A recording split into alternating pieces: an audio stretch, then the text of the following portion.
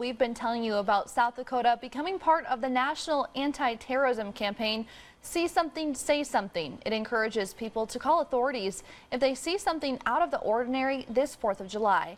Well, an incident in Rapid City is the perfect example of how this should work. A man and a woman are accused of traveling cross country to illegally buy prescription drugs in Sioux Falls. On Tuesday evening, a pharmacist noticed suspicious prescription for oxycodone and called police to the Hy-Vee on South Minnesota Avenue. Officers were also called to the Lewis Drug just down the street. Police finally caught up with the couple at the Shopco on 41st Street and made the arrest. Last night, while you probably were sleeping, law enforcement from across the state teamed up along Interstate 29 in Sioux Falls. Sioux Falls pools stay open until the Sunday before Labor Day, but really a big contributing factor is their staffing, because a lot of them are college students. In Sheldon, Iowa, there was a report of 95 miles per hour wind. It caused major damage to one of the hangars there at the airport. But first we want to take a look at the power outages here. On a police chase that ended with 2 people hurt in a crash, now facing charges. KELOLAND's Dan Santella joins us with a new perspective of the chase. Good morning, Dan. I'm not surprised that they took that trend to go make them thinner, but it's funny how you go to the grocery store and you pass the cookie section. Not that I do that a lot, but yeah, right. But there's so many different flavors of Oreos. I think I was just looking it up right here. It says 22. Yeah. I'm not sure. Really? I'll have to do some more checking. How am I ever going to clean it all up? It's almost overwhelming. Ronnie and Linda Kaufman have spent 42 years building memories on this farm. Now they will have to rebuild again, starting from the ground up. I took a lot of pride in it. It was a beautiful farm. Not anymore. I seen the storm coming in from the south. The wife and I were both down in the basement, and it was just like an atomic bomb went off. The structure of their home was ripped off its foundation, and you can still see where Ronnie and Linda took cover from the storm. Right next to the freezer by that post, and I believe that post is what hit me in the head. Sounded awful. Really, really, really loud. They heard cracking and popping from the storm, but nothing could prepare them for what they would see after the tornado left its trail of destruction. I still can't comprehend how everything looks. The Kaufmans lost everything, including their family pet. The tornado smashed cars into trees and tossed large trucks and tractors onto their sides. It knocked down several trees and even pulled some up from the roots. 2 to 2.5 minutes to destroy everything. Those people that lost their houses, that's just, wow.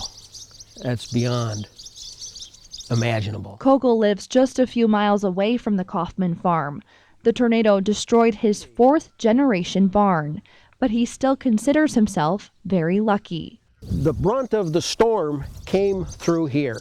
The house was just far enough that way that it missed it. Had that storm been moved over 600 feet, we probably wouldn't have had a house left. Kogel's house was untouched, but his neighbor's is unrecognizable. While life won't be the same for the Kaufmans anymore, they still were able to find comfort from their loved ones. You can always replace stuff. You can't replace life. No, it's a miracle that the wife and I made it.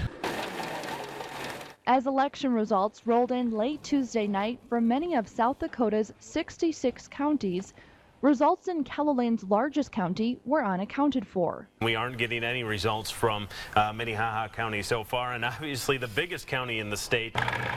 Several problems with absentee ballots delayed the vote results from Sioux Falls. The voters have made all kinds of marks on the ballots, and like I say, when we have a resolution board recreate things, it just takes time. The resolution board, made up of 1 Republican and 1 Democrat, went through each ballot incorrectly marked. This is table number 1, and they're recreating a ballot. This machine zips through hundreds of ballots at a time and will separate the counted ballots from the ones that are mismarked. The ones that are on the top are the ones that need looked at, and the ones that the bigger pile on the bottom are the ones that are good. They went through. Can you color those in? Just after midnight, they still had around 1,000 absentee ballots that needed to be counted. These are the absentee ballots that we have left to run through the machines. Each one of these is a separate precinct. Litz says he was not anticipating an election hiccup like this one. I guess it is surprising because we thought we'd roll through the absentees a lot quicker with our new machines, but that's just not been the case. I hope the voters would learn to mark a ballot and just write in the ovals and read the instructions. That would help a lot. But Litz says it's unlikely the Minnehaha County vote delay will change the outcome in races. Sioux Falls is going to follow what happened with the rest of the state basically on the numbers. A few races might change a little bit for us, but if you look at the overall effect on the state, it's not going to be that big a difference. In the meantime, his focus is to lighten the mood and to help get results in as quick as possible. Just looking for ways of speeding up the process and trying to keep the morale up a little bit. I might tell a bad joke or two, and away we go. Looking back at it, Bob Litz says he wished he would have waited to have counted the absentee ballots just so they could have seen some results from Minnehaha County. And so far, Matt and Casey, they have 41 out of the 71 precincts counted for. So there's still hours of work that's left to be done.